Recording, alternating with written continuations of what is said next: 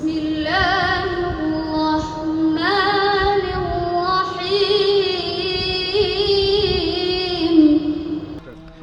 রহমানির রহিম। আসসালামু আলাইকুম। পবিত্র মাহে রমজান উপলক্ষে বাংলাদেশ জাতীয়তাবাদী ছাত্রদল কেন্দ্রীয় ঘোষিত কর্মসূচি অনুযায়ী আজ মৌলভীবাজার সরকারি কলেজ ছাত্রদলের পক্ষ থেকে আমরা একটি কুরআন তেলাওয়াত প্রতিযোগিতা ও ইফতার মাহফিলের আয়োজন করেছি, যেখানে মৌলভীবাজারের সুনামধন্য 10টি মাদ্রাসার ছাত্ররা অংশগ্রহণ করছে।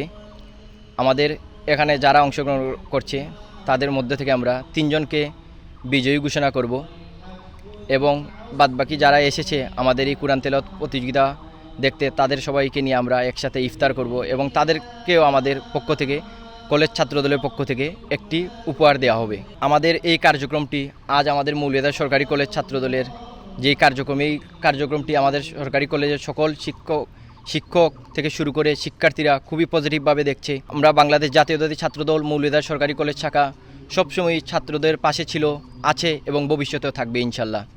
এই বলেই আমি আমার বক্তব্য এখানেই শেষ করছি।